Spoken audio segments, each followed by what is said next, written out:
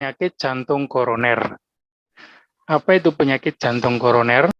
Merupakan suatu gangguan fungsi jantung yang disebabkan karena otot miokard kekurangan suplai darah akibat adanya penyempitan arteri koroner dan tersumbatnya pembuluh darah jantung. Penyakit pada pembuluh darah utama jantung yang disebabkan karena penumpukan plak. Hal ini menyebabkan arteri koroner menyempit, membatasi aliran darah ke jantung. Bila aliran darah melambat, jantung tak dapat cukup asupan oksigen dan nutrisi. Penyebabnya apa? Menurunnya asupan oksigen yang dipengaruhi oleh aterosklerosis, meningkatnya kebutuhan oksigen dari jantung. Penyempitan dan penyumbatan arteri koroner ini disebabkan oleh zat lemak kolesterol dan trigliserida yang semakin lama semakin banyak dan menumpuk di bawah lapisan terdalam endotelium dari dinding pembuluh darah arteri. Seperti ini. Ini arteri yang normal, ini kemudian ada penumpukan lipid, lemak, atau plak. Nah, kemudian semakin lama semakin menumpuk, jadi seperti ini. Akhirnya arteri koronernya menyempit, darah sulit untuk mengalir dengan baik. Kemudian faktor yang memperberat yaitu usia. Laki-laki lebih muda bisa terkena, yaitu sekitar umur 40 tahun sudah terkena serangan jantung. Kemudian wanita di atas 55 tahun atau setelah menopause karena memakai alat kontrasepsi atau pasca operasi bisa terjadi jantung koroner. Kemudian riwayat keluarga, orang tua yang terkena penyakit jantung lebih dulu bisa menurun ke anaknya, lebih berisiko. Ras orang kulit putih banyak ditemukan, walaupun hampir semua ras bisa terkena penyakit jantung koroner. Faktor yang bisa dimodifikasi yaitu kencing manis. Banyakkan penderita diabetes meninggal bukanlah karena meningkatnya level gula, namun karena kondisi komplikasi ke jantung mereka. Merokok telah disebut-sebut sebagai salah satu faktor utama penyakit jantung koroner. Kandungan nikotin di dalam rokok dapat merusak dinding endotel pembuluh darah sehingga mendukung terbentuknya timbunan lemak yang akhirnya terjadi sumbatan pembuluh darah. Tekanan darah tinggi atau hipertensi, tekanan darah tinggi yang tinggi dan menetap akan menimbulkan trauma langsung terhadap dinding pembuluh darah arteri koronari, sehingga memudahkan terjadinya arteriosklerosis koroner, yang merupakan penyakit jantung koroner. Obesitas atau kegemukan bisa merupakan manifestasi dari banyaknya lemak yang terkandung di dalam tubuh. Istilahnya, badannya saja kelihatan gemuk, apalagi yang tidak kelihatan, yang ada di dalam. Dibayangkan, apakah di dalam ada lemaknya yang lebih banyak. Kemudian gaya hidup, inaktivitas fisik, yaitu jarang berolahraga, kemudian pola makan tidak dijaga, mempercepat seseorang terkena penyakit jantung koroner. Stres, banyak penelitian yang sudah menunjukkan bahwa bila menghadapi situasi tegang, dapat terjadi aritmia jantung yang membahayakan jiwa. Istilahnya, karena stres, orang bisa berdebar-debar. Gejalanya seperti apa? Nyeri, terutama di dada, yaitu nyeri dada. Jika otot tidak mendapatkan cukup darah, maka oksigen yang tidak memadai dan hasil metabolisme yang berlebihan menyebabkan kram atau kejang. Angina merupakan perasaan sesak di dada atau perasaan dada yang diremas-remas. Kemudian sesak nafas merupakan gejala yang biasa ditemukan pada gagal jantung. Kemudian kelelahan, jika jantung tidak efektif memompa, maka aliran darah ke otot selama melakukan aktivitas akan berkurang, menyebabkan penderita merasa lemah dan lelah.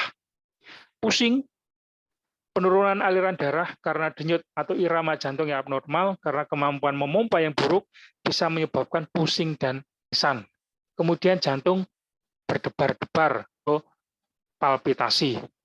Kemudian patofisiologinya, perubahan dari yang terjadi pada arteri koroner sebagai penyebab dari coronary artery disease. Tahap awal terjadi penumpukan atau endapan lemak pada tunika intima yang tampak pada bagian garis-garis lemak seperti ini, hanya tipis saja. Kemudian timbunan lemak ini semakin bertambah banyak, terutama beta lipoproteinnya. Atas bawah ada, kemudian semakin lama menyempit. Terjadi terus-menerus hingga timbul kompleks aterosklerosis. Ateroma yang terdiri dari akumulasi lemak, jaringan fibrosa kolagen, kalsium, debris seluler, dan kapiler. Proses ini menyebabkan penyempitan lumen arteri koroner sehingga terjadi penurunan aliran darah koroner yang menyuplai darah ke otot jantung. Penyempitan lumen secara progresif akibat pembesaran plak, obstruksi akibat ruptur plak atau ateroma, pembentukan trombus yang diawali agregasi trombosit, embolisme trombus, dan spasme arteri koroner, oklusi subtotal atau total dapat terjadi secara tiba-tiba akibat ruptur plak atau ateroma yang pada awalnya hanya mengalami penyempitan minimal. Kemudian pemeriksaan diagnostik. Yang pertama, pemeriksaan darah, leukositas, mungkin darah lengkap ya, leukositosis mungkin timbul pada keesokan hari setelah serangan jantung, kemudian elektrolit, ketidakseimbangan yang memungkinkan terjadi penurunan konduksi jantung dan kontraktilitas jantung seperti hipo atau hiperkalemi, kemudian enzim CKMB meningkat dalam 4-12 jam dan mencapai puncak pada 24 jam, peningkatan SGOT dalam 6-24 jam, 12 jam, dan mencapai puncak pada 36 jam. Kemudian ginjal untuk membuktikan bahwa ini bukan dari ginjalnya yang rusak, hati tadi peningkatan SGOT, kemudian ECG menunjukkan adanya elevasi yang merupakan tanda dari iskemik, gelombang T inversi atau hilang yang merupakan tanda dari injuri, dan gelombang Q yang mencerminkan adanya nekrosis.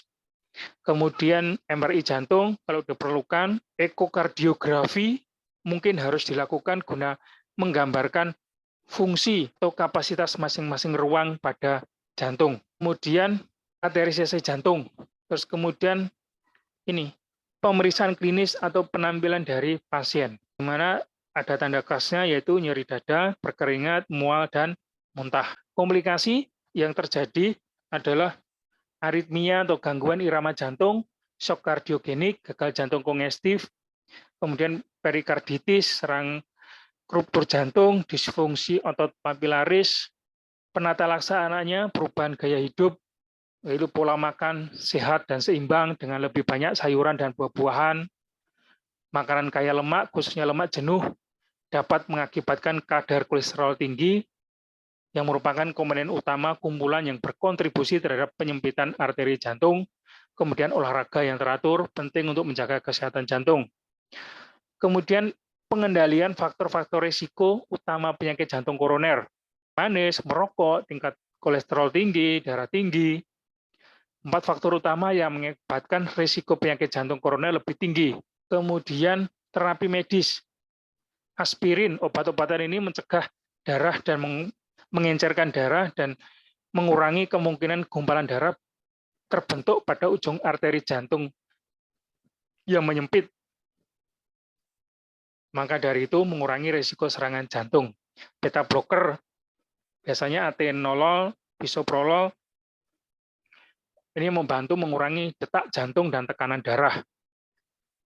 Nitris, itu isosorbit, dinatrit, obat-obatnya bekerja membuka arteri jantung dan kemudian meningkatkan aliran darah ke otot jantung dan mengurangi gejala nyeri dada. Bentuk nitrat bereaksi cepat, gliseril umumnya diberikan berupa tablet atau semprot. Kalau tablet berarti tablet sublingual, taruh di bawah lidah. Gunanya untuk penghilang nyeri dada secara cepat. Angiotensin converting enzim dan angiotensin reseptor blocker. Obat-obatan ini memungkinkan aliran darah ke jantung lebih mudah dan juga membantu menurunkan tekanan darah. Kemudian obat penurun kolesterol. Yang ini menurunkan kadar kolesterol jahat yang merupakan salah satu penyebab umum dari penyakit jantung koroner. Kemudian intervensi perkutan, metode invasif minimal untuk membuka arteri jantung yang menyempit. Atau istilahnya pipin pasang ring jantung. Gambarnya seperti ini.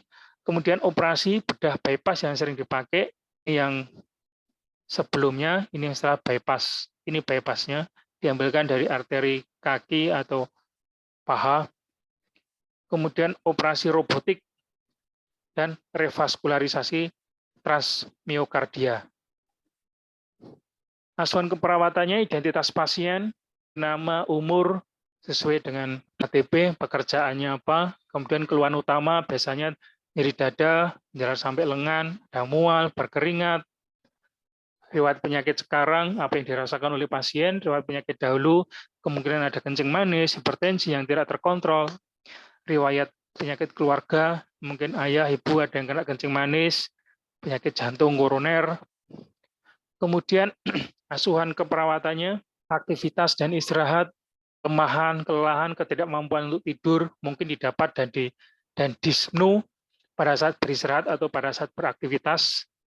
Sirkulasi, mempunyai riwayat IMA, penyakit jantung koroner, tekanan darah tinggi, diabetes mellitus, tekanan darah mungkin normal atau meningkat, nadi mungkin normal atau terlambatnya capillary refill time, disritmia, suara jantung tambahan, mencerminkan terjadinya kegagalan jantung, murmur jika ada merupakan akibat dari insufisiensi katup atau musculus papillaris yang tidak berfungsi, heart rate meningkat, mengalami penurunan, taki atau brakikardi, irama jantung mungkin irregular atau normal juga bisa, edem, jugularis vena distension. Kemudian pola eliminasi, bising usus mungkin meningkat, nutrisi, mungkin mual, kehilangan nafsu makan, penurunan tugur kulit, berkeringat banyak, muntah, dan penurunan berat badan, neurosensori,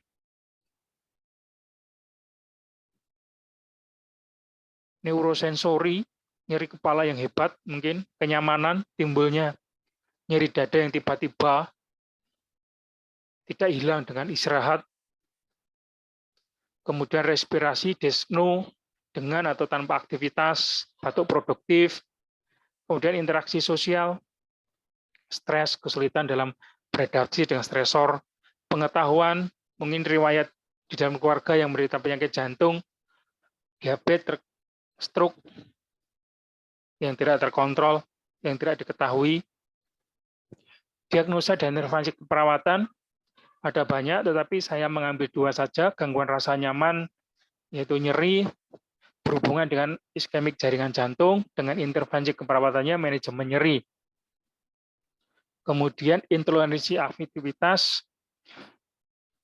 berhubungan dengan ketidakseimbangan antara suplai dan kebutuhan oksigen, adanya jaringan yang nekrotik. Intervensinya manajemen nyeri. Bisa juga ditambah dengan diagnosa ansietas, karena kurangnya pengetahuan, kemudian penurunan curah jantung yang berhubungan dengan perubahan kekuatan kontraksi, ditandai dengan gangguan irama dan kecepatan jantung. Kemudian udem paru. Udem paru itu adalah penumpukan abnormal cairan dalam paru, baik dalam spasium interstisial maupun alveoli. Atau juga bisa dikatakan sebagai edem pulmo, awalnya akibat dari perubahan fisiologis tekanan dalam paru-paru dan jantung. Edem paru merupakan suatu keadaan terkumpulnya cairan patologi di ekstravaskuler dalam paru. Etiologinya ada 2, yaitu kardiogenik dan non-kardiogenik. Kalau yang kardiogenik berarti yang karena dari jantung, karena masalah di jantung. Kalau non-kardiogenik berarti yang bukan dari jantung, misalnya trauma torak, sepsis, gagal ginjal, tenggelam, tempat ketinggian, kalau pas naik gunung, overdosis obat-obatan. Kalau yang kardiogenik berarti karena bisa gagal jantung kiri setelahnya tidak mampu memompa sehingga cairannya lebih banyak atau mendekati ke paru, akhirnya terjadi udem paru. Kemudian hipertensi juga bisa menjadi penyebabnya.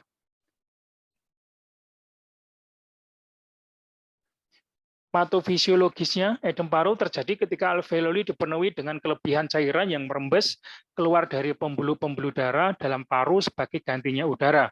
Ini dapat menyebabkan persoalan-persoalan dengan pertukaran gas, oksigen, dan karbon dioksida berakibat pada kesulitan bernapas dan pengoksigenan darah yang buruk.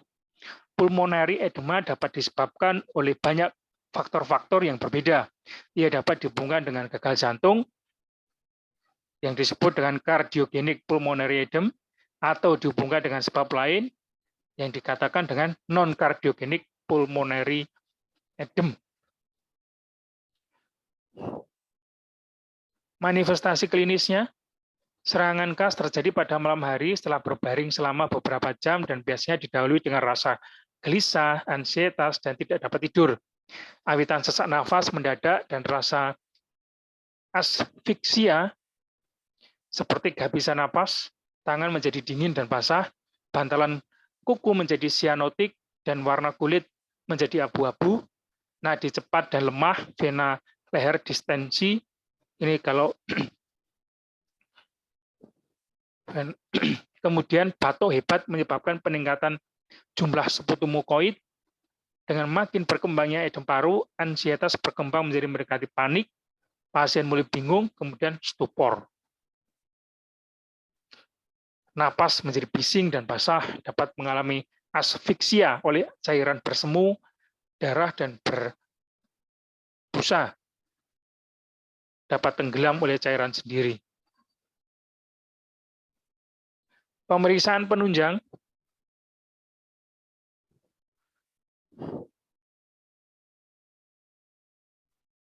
yaitu laboratorium,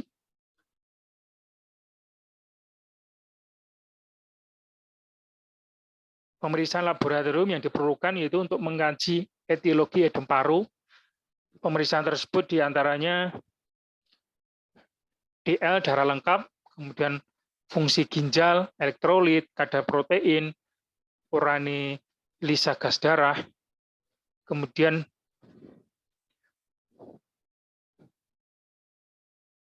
torak foto atau radiologi untuk melihat pembesaran jantung dan menentukan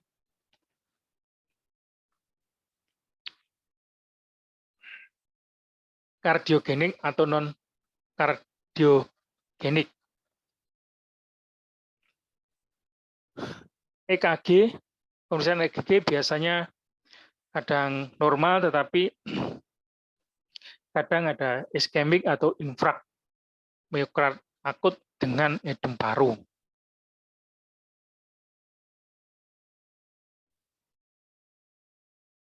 Penata laksanaannya, oksigenasi diberikan dalam konsentrasi adekuat untuk menghilangkan hipoksia dan dyspnoe. Kemudian oksigenasi dengan tekanan intermiten atau tekanan positif kontinu jika tanda-tanda hipoksia menetap. Kemudian intubasi endotrakeal dan ventilasi mekanik jika terjadi gagal napas. Kemudian tekanan ekspirasi akhir positif. Kemudian yang kelima yaitu gas darah arteri.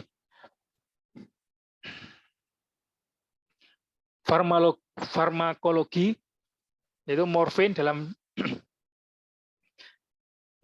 IV dalam dosis kecil untuk mengurangi ansietas dan dyspnoe merupakan kontraindikasi pada cedera vaskuler cerebral, penyakit pulmonal kronis atau shock kardiogenik. Siapkan selalu naloxon hidroklorida untuk depresi pernapasan luas. Kemudian diuretik, misalnya furosemid, lasik, untuk membuat efek diuretik cepat, mengeluarkan cairan secara cepat. Digitalis untuk memperbaiki kekuatan kontraksi jantung. Diberikan dengan kewaspadaan tinggi pada pasien dengan mio akut. Aminofilin untuk menge dan bronkospasme, drip misalnya. IV kontinu dalam dosis sesuai dengan berat badan. Kemudian perawatan sportif, baringkan pasien posisi tegak atau flower dengan tungkai dan kaki di bawah. Lebih baik bila kaki terjuntai di samping tempat tidur untuk membantu arus balik vena ke jantung. Yakinkan komunikasi terapik, yaitu tindakan yang dilakukan meyakinkan pasien, gunakan sentuhan untuk memberikan kesan realitas yang konkret, maksimalkan waktu kegiatan di tempat tidur, kemudian berikan informasi yang sering, sederhana, jelas, tentang apa yang sedang dilakukan untuk mengatasi kondisi dan apa makna dari respon terhadap pengobatan. Komplikasi yang mungkin terjadi pada yang paru meliputi gagal napas, karena paru-paru tidak bisa mengembang karena terlalu banyaknya cairan, asidosis respiratorik, pertukaran oksigen, karbon dioksida ke oksigen sulit, kemudian henti jantung, karena jantung mompanya payah, sehingga lama-lama bisa jadi berhenti atau henti jantung. Pencegahan, kenali tanda dan gejalanya. Tahap dini kapan tanda-tanda dan gejala yang ditunjukkan merupakan tanda dan gejala kongesti pulmonal, yaitu auskultasi bidang paru-paru pasien dengan penyakit jantung.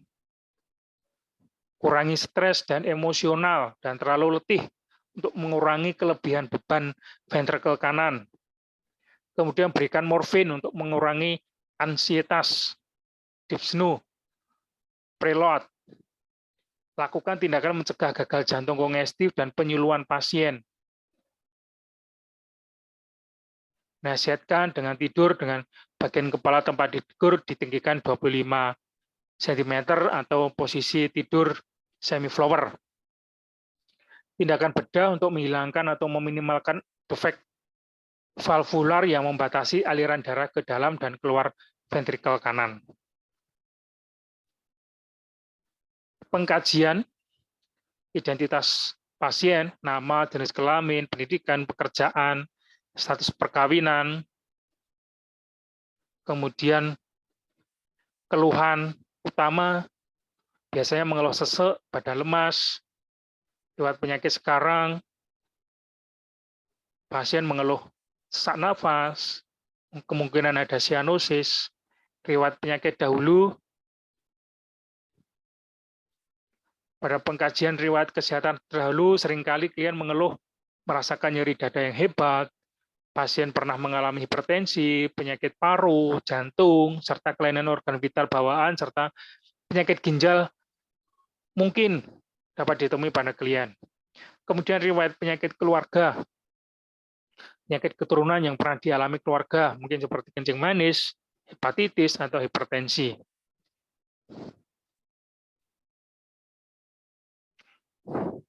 Pola fungsional Mull Gordon, persepsi kesehatan,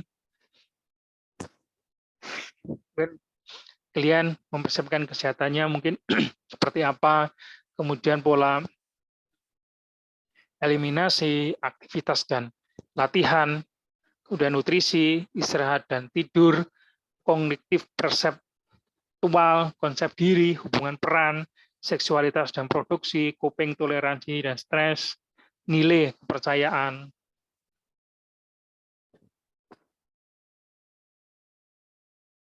Pemeriksaan fisik, keadaan umum, mungkin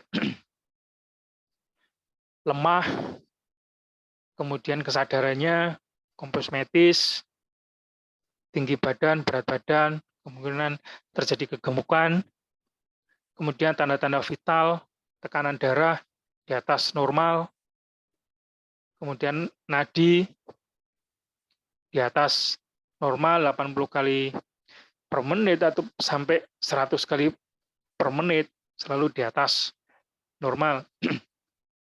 Respirasi di atas 20 kali per menit, kemudian termometer ukuran suhu mungkin di atas 37.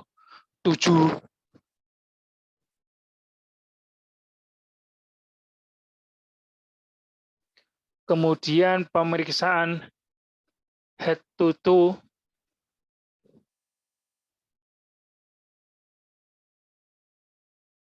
infeksi, kemudian penampilan, dan gaya bicara pasien.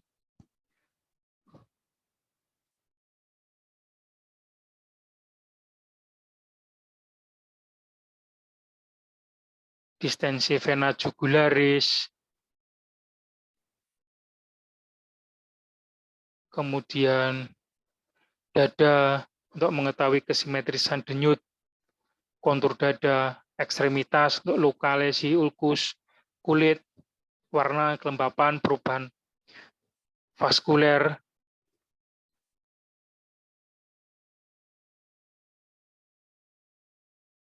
kemudian integumen, terlihat sianosis pada kuku,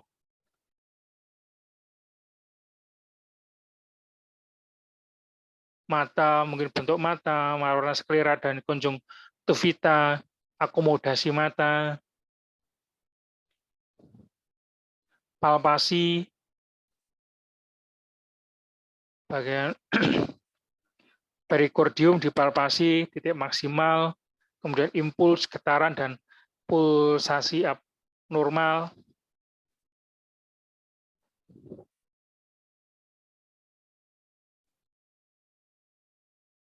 Kemudian paru, vokal fremitus kanan kiri tidak sama, jantung, PMI terperaba, abdomen, tidak ada nyeri tekan,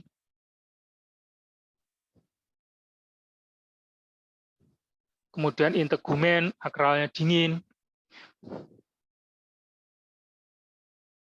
perkusi, suara peka untuk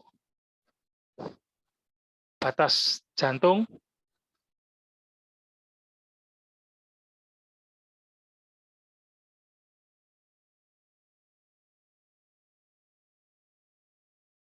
abdomen mungkin timpani, kemudian auskultasi,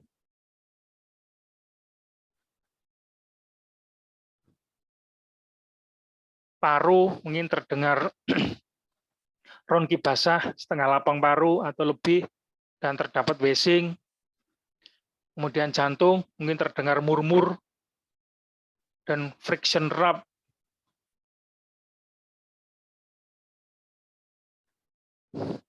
Kemudian abdomen mungkin hitung bising ususnya meningkat.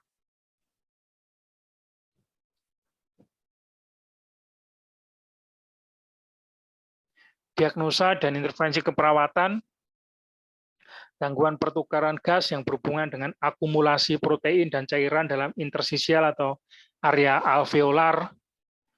Intervensinya yaitu pemantauan respirasi, peluang nafas tidak efektif yang berhubungan dengan menurunnya ekspansi paru sekunder terhadap penumpukan cairan dalam alveoli, manajemen jalan nafas, bagi intervensinya nanti bisa dipilih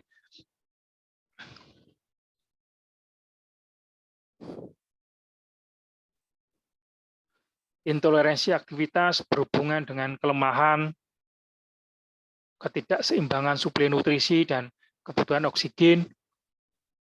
Dengan intervensinya manajemen energi, ansietas, intervensinya reduksi ansietas.